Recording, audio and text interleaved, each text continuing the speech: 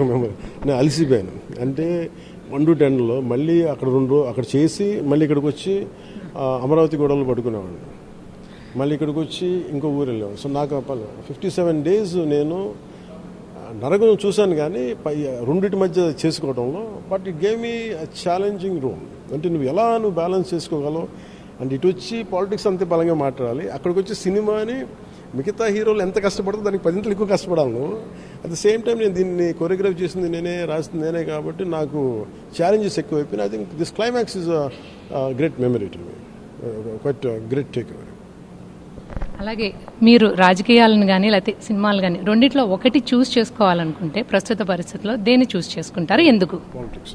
ఎందుకు అంటే సినిమా అనేది ఎంటర్టైన్మెంట్ ఇస్తుంది, కానీ పాలిటిక్స్ జీవితాలు మార్చేస్తుంది. One good policy can transform.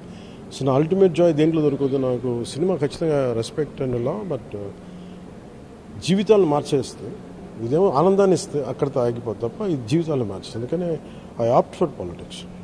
కానీ మీరేమో నాకు మూవీస్ ద్వారానే రెవెన్యూ వచ్చేది అంటున్నారు, మరి ఆపేస్తే ఎలా మీకు రెవెన్యూ? ఏం చేస్తారంటే అందరి తల గెడవ కాళ్ళు పట్టుకొని కొంచెం కూర్చొని సినిమాలు చేయించుకొని ప్రొడ్యూస్ చేస్తాను నేను.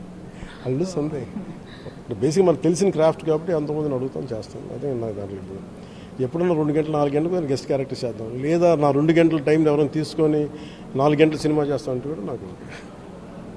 Thank you.